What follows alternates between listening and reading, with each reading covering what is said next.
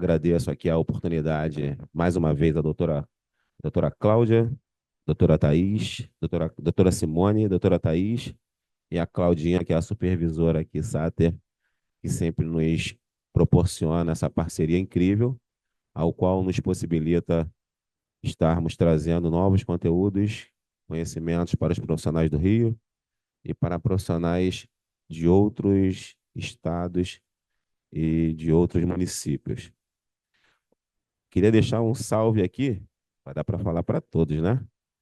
Como o nosso evento tem transmissão online, nós temos aqui participantes de Minas Gerais, Goiás, Bahia, Amapá, Alagoas, Pernambuco, Piauí, Rio Grande do Sul, Rio Grande do Norte, Roraima, São Paulo, Tocantins, Espírito Santo, enfim.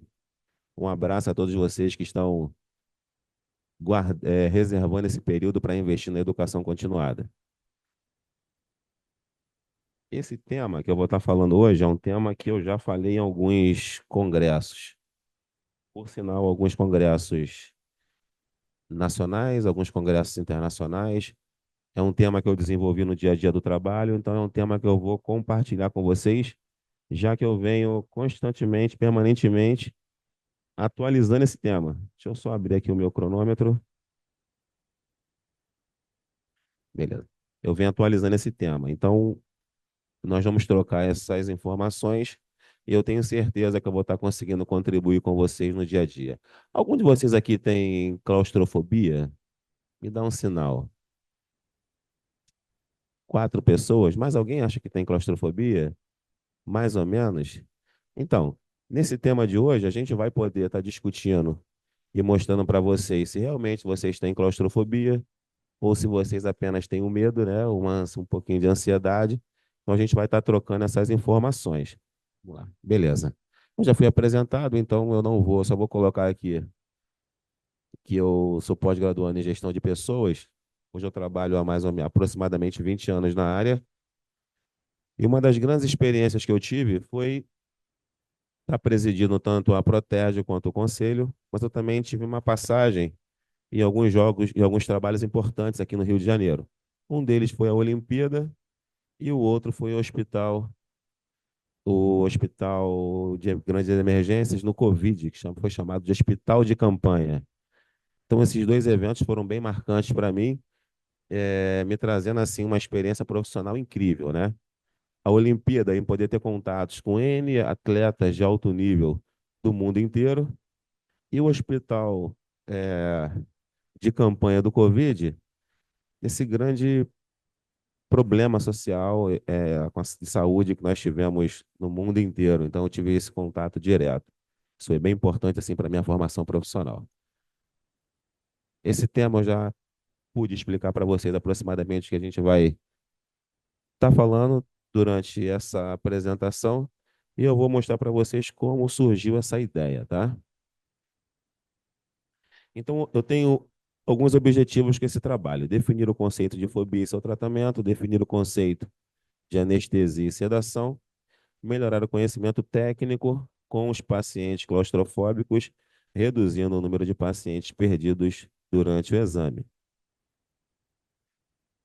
Durante esse trabalho, durante os anos, eu fui entendendo que além de poder fazer com que pacientes que se identificavam como claustrofóbicos pudessem realizar esse exame, eu também estava ajudando a desempactar a fila do CISREG e também retirando alguns pacientes que eram direcionados para sedação. Então, eu vou estar mostrando para vocês e eu tenho certeza que vocês vão poder olhar com muito mais atenção por alguns pacientes que já se colocam com indisposição de realizar o exame de vocês em qualquer método que for, tá?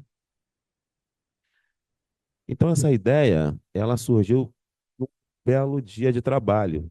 Eu trabalhei num local de 2012 a 2018 e nesse serviço eu tinha dois equipamentos. Esses equipamentos, é, no linguajar popular, são chamados de ressonância aberta e ressonância fechada. Então, me chamava muita atenção, porque quando o aparelho de ressonância, que nós chamamos de ressonância aberta, que é o de baixo campo, estava atrasado, nós levávamos o paciente para o aparelho de alto campo, que é o chamado fechado, e o paciente olhava e falava: o tubo é aberto, né? E aquilo ali me chamou a atenção, demonstrando que esses pacientes eles não tinham a mínima noção do que era uma ressonância aberta e fechada. Embora eles se assustassem quando alguém dizia para eles: vocês querem marcar o exame aonde? Né? E aquilo ali me chamou a atenção. Então, a partir desse momento, é, aqui estão as duas salas, né? Vocês olham ali a data, né? 5/3/2012. Esse trabalho ele me teve proporcionado experiências incríveis, né? Com pacientes, enfim, em vários lugares que eu trabalhei. Então, a partir daí, me surgiu a ideia de fazer uma pesquisa de campo. E essa pesquisa de campo ela foi baseada em algumas frases, né? Então, eu fiz um trabalho com 50 pacientes, em qual, fazendo a seguinte pergunta: em qual aparelho você gostaria de realizar o seu exame? Na ressonância aberta ou na ressonância fechada? Vocês aqui, qual aparelho vocês gostariam de realizar o exame? Na ressonância aberta ou fechada? Me dá um sinal quem seria aberta. Quem seria aberta? É mais do que a metade. Vocês já fizeram ressonância? Já? Hoje a ressonância já é um método bem difundido, né? A maioria das pessoas, quando pensavam na ressonância, a maioria pensava num caixão, num local fechado, enfim. Para todos os desconhecidos, a ressonância é um grande desafio. Então, nessa pesquisa foi bem interessante. 35 pessoas responderam que realizariam o exame na ressonância aberta, simplesmente pela nomenclatura. E automaticamente, se você for perguntar a alguém, tu quer fazer um exame no local aberto ou fechado, já é instintivo você falar: eu quero fazer no local aberto. Eu não quero ficar em local fechado. Então, 10 pessoas na fechada e 5 pessoas em qualquer uma das duas, né? E aí também me chamava muita atenção, mas por que passava isso para o paciente? Como o paciente identificava isso? Isso era uma coisa também que me chamou a atenção. Então, o meu próximo passo era tentar entender como a central de marcação fazia essa marcação, como era feita essa triagem desses pacientes. Então, eu também elaborei uma pesquisa de campo e consegui entrevistar 4 grandes call centers de empresas aqui do Rio de Janeiro. E aí eu elaborei algumas perguntas para que eu pudesse extrair essas informações, né? Então, o objetivo seria identificar as dificuldades da central de marcação, podendo assim criar um projeto de orientação técnica psicológica para melhor atender os pacientes claustrofóbicos. Esse foi o objetivo dessa pesquisa. Então, as minhas perguntas foram as seguintes: existe protocolo de marcação de exames para pacientes claustrofóbicos? Como é identificado esses pacientes? Os funcionários que trabalham lá têm conhecimento do que é ressonância aberta e fechada? Muitos deles nunca tinham visto a ressonância e muito menos realizado um exame, então também não tinha conhecimento do que era, né? Existe alguém especializado para orientar esses pacientes que se identificam como claustrofóbicos, ou eles mesmos se identificam, ou o marcador pergunta. Então, isso foi bem interessante, né? E aqui está o resultado. Nenhuma delas tinha um protocolo para pacientes claustrofóbicos. A identificação dos pacientes fóbicos, na maioria das vezes, se dá através do relato dos mesmos. Os funcionários do serviço não tinham conhecimento sobre o aparelho utilizado. Mais de 90% dos profissionais que trabalhavam lá não tinham conhecimento de nada, de como era o aparelho, de como funcionava, enfim. Então, nenhum dos serviços pesquisados possuíam especialista para atender esse tipo de paciente. Então, o resultado era realmente o que eu tinha lá no campo, que eram pacientes que eram marcados para ressonância aberta, simplesmente pela nomenclatura de aberto, é mais confortável, né? E aí a gente foi avançando aqui. Aqui eu já cito, já foi falado que eu trabalho em 3 hospitais. 2 dos hospitais que eu trabalho hoje trabalham com anestesia barra sedação. Um dos lugares que eu trabalho trabalha com anestesia, que é um pouco mais profundo, eu vou estar explicando a vocês. Esse é um dos meus dias de trabalho, na sexta-feira, plantão do anestesista Dr. Fábio, um excelente anestesista, tenho aprendido bastante com ele. Lá direito o equipamento de anestesia, à esquerda ali o monitor que monitora a frequência cardíaca do paciente e ali o meu monitor, né? Então, nós fazemos em média 10 pacientes todas as sextas-feiras entre crianças e adultos que não, ou por claustrofobia, ou por dificuldade, alguma dificuldade psicológica ou motora, enfim, não consegue ficar parado na ressonância magnética. Um outro fator que me chamou muita atenção é que a fila do CIGEG, eu vou estar mostrando para vocês. Então, esse é o nosso dia. A nossa equipe ela é composta por dois médicos anestesistas, dois profissionais da enfermagem, sendo um enfermeiro e um técnico, eu, tecnólogo Marcelo Carlos e Sulamita e Vitória, as técnicas tecnólogas que trabalham comigo nessa sexta-feira, onde nós temos dois equipamentos para três profissionais, tá? Lá nós realizamos esses 10 pacientes em média, voltado para pacientes com dificuldades para realizar, ou por questões motoras, ou físicas, enfim, ou por claustrofobia. Então, eu vou estar explicando para vocês um pouco do que é a diferença de sedação e anestesia, até para a gente conseguir contextualizar e entender o que esse trabalho pode impactar no seu dia a dia, né? Então, o que nós temos para pacientes que são identificados como claustrofóbicos? Nós temos equipamentos de baixo campo, equipamentos de extremidade, equipamentos com diâmetros acima de 70 centímetros. Esses equipamentos são equipamentos que nós normalmente utilizamos para pacientes que se identificam como claustrofóbicos.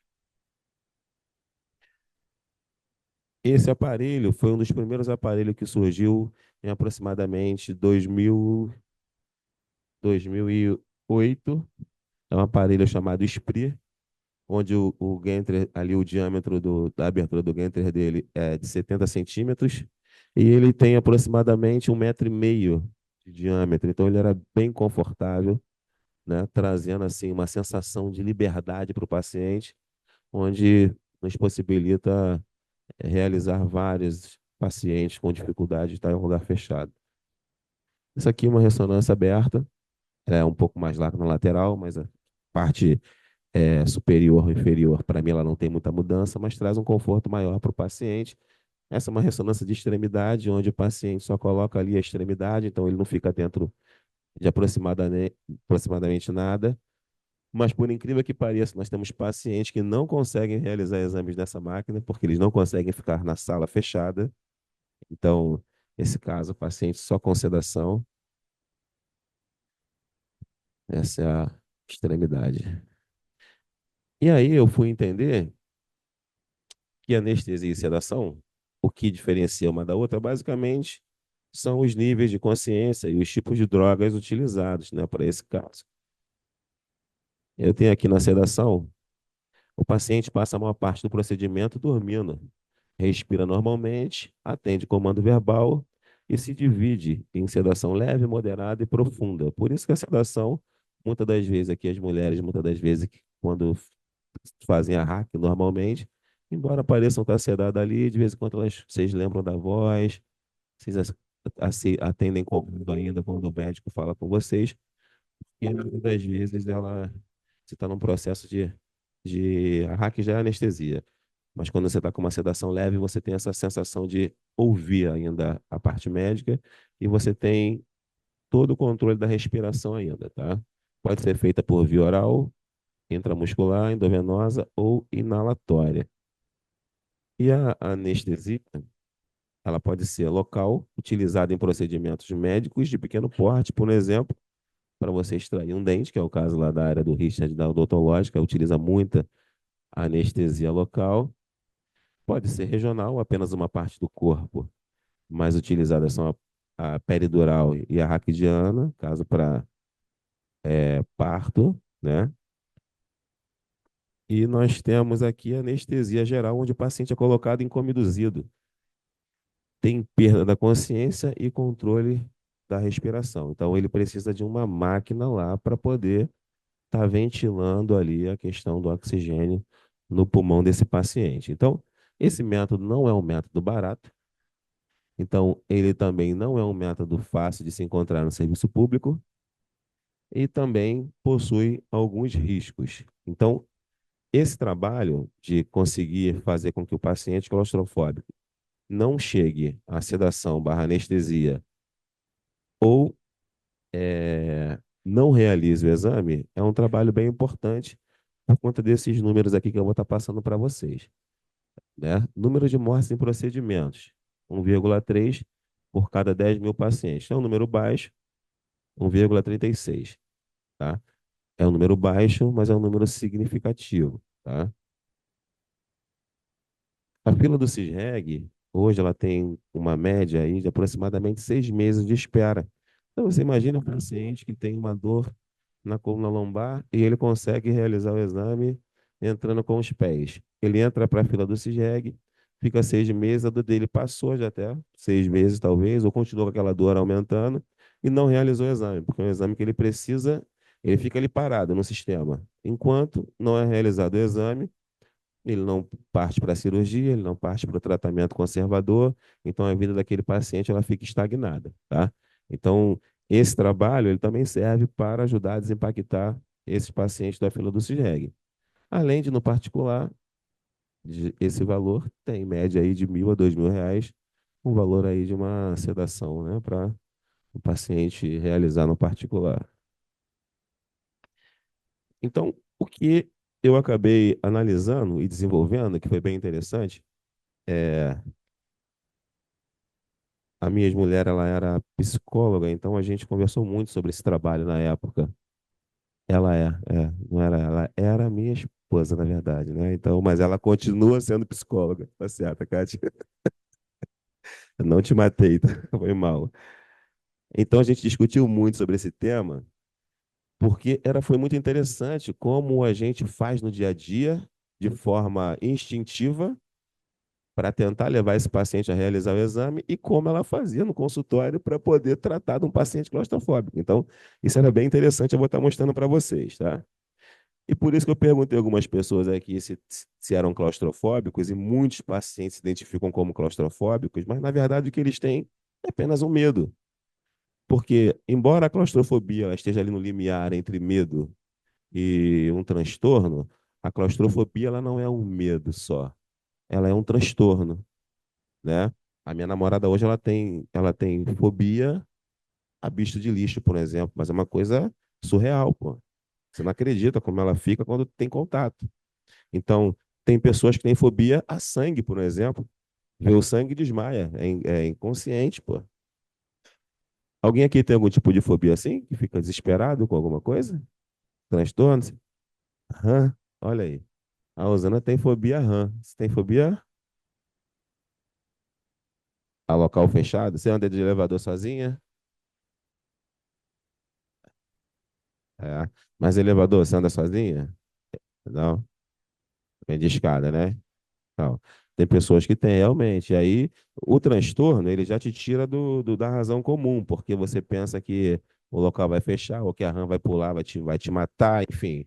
Então, isso é fobia. A fobia, ela é um transtorno, não é um simples medo, né? Então, é isso que a gente sempre fala com os pacientes. Eu vou mostrar para vocês aqui como é que a gente faz no dia a dia.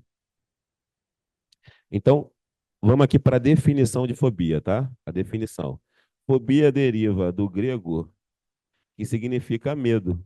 Em linguagem comum, é um temor ou aversão exagerada. No ponto de vista clínico da psicopatologia, as fobias fazem parte do transtorno de ansiedade e se manifestam de três formas, tá?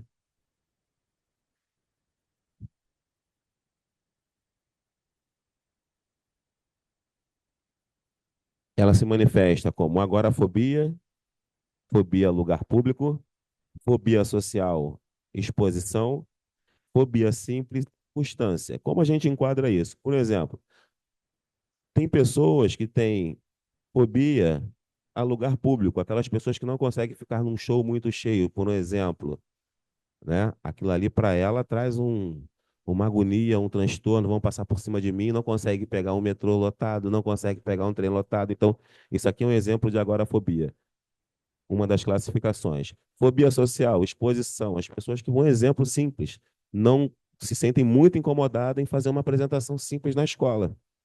Ela não gosta de se expor.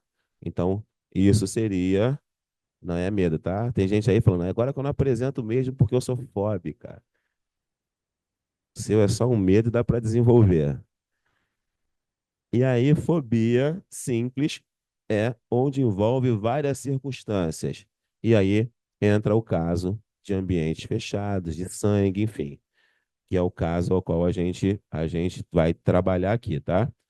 A fobia simples ela tá ligada a animais, ambiente natural, sangue, injeções e algumas situações, como é o caso do equipamento da ressonância. Então, o que que foi interessante? Discutindo esse tema com uma psicóloga, o tratamento mais indicado era a psicoterapia. E ela tinha três etapas para esse tratamento: a parte cognitiva, a parte comportamental e a parte psicodinâmico. Essas três etapas, de forma inconsciente, o profissional da ressonância faz no seu dia a dia quando pega um paciente que não quer fazer o exame. Eu falei, cara, que interessante isso. Então, o que que um psicólogo faz? A parte cognitiva, ele dá informações. Olha, pô, você tem medo da rã, que é o caso da Iosana, que ela passou para a gente. Mas por quê? A rã, ela é um animal desse tipo, desse tipo, desse tipo, não tem veneno, seria parte de conhecimento sobre o animal. A próxima etapa seria ganhos secundários. O que que o paciente ganharia se ele pode ter contato com isso? Ele passa a não ter desespero, talvez ele trabalha num local ou mora numa casa que quando chove você tem um bicho desse, você conseguiria circular tranquilamente. E você teria um próximo passo, que seria um próximo passo do tratamento, que seria a exposição a esse medo, né? E eu falei, cara, pô, que interessante. E a gente faz isso na ressonância. Então, o que que acontece na ressonância magnética quando o paciente chega para a gente e diz que é claustrofóbico? Primeira coisa que a gente faz é explicar o método para ele. A senhora está vendo aqui? Olha, esse aparelho não é fechado, ele é um aparelho aberto. Se a senhora conseguir realizar esse exame, a senhora está com dor? A senhora precisa fazer esse exame? Sim. Então, esse exame é importante para a senhora. Então, se a senhora conseguir realizar esse exame, a possibilidade do médico que solicitou o exame ter êxito com a medicação é muito grande. Então, a gente já faz a parte da exposição para o paciente. Num segundo momento, a gente fala também dos ganhos secundários, que é a questão de acabar com a dor, dela poder realmente ter uma vida normal. E aí nós temos um terceiro momento, que é a exposição ao equipamento. E eu já tive casos de colocar o paciente no equipamento, ele desistir de realizar o exame naquele momento, sair da sala, entrar com outro paciente, ele respirar um pouco e quando ele volta para o aparelho, ele consegue realizar, né? Então, assim, é muito interessante como o profissional da ressonância ele tem as mesmas similaridades do tratamento que um psicólogo faz com os pacientes que têm claustrofobia, tá? Então, o paciente preparado, vocês têm essa noção agora de que vocês precisam trocar essa informação, explicar ao paciente como é o método, passar essa segurança para ele, explicar os ganhos que ele vai ter em realizar esse exame, porque o maior ganho é dele, não é nosso. A nossa posição ali é de realizar o exame e ajudar esse paciente. Então, quando a gente transfere isso para ele, a gente já joga essa responsabilidade para ele, tirando de nossas mãos.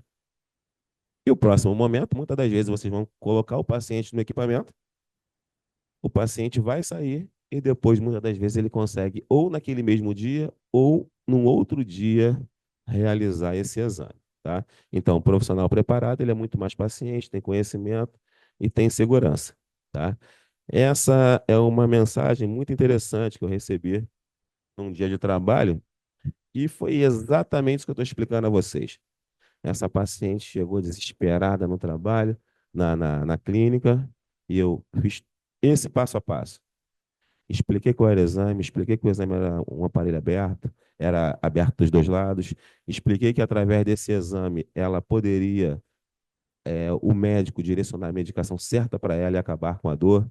Pô, e ela me escreveu, é difícil um paciente, depois de ter resolvido a sua vida, ir lá e perder um tempinho para poder agradecer o trabalho que você faz, né?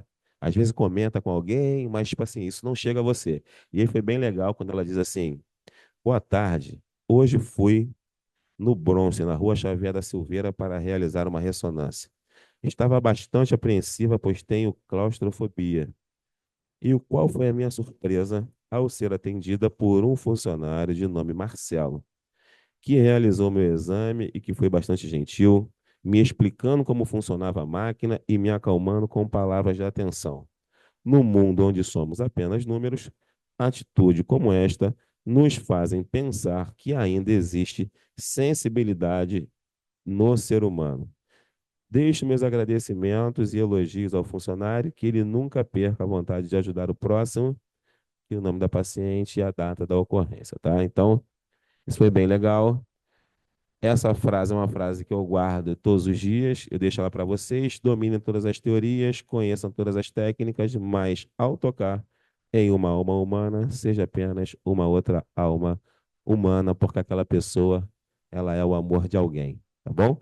Muito obrigado pela atenção. Até breve. Um bom evento para vocês.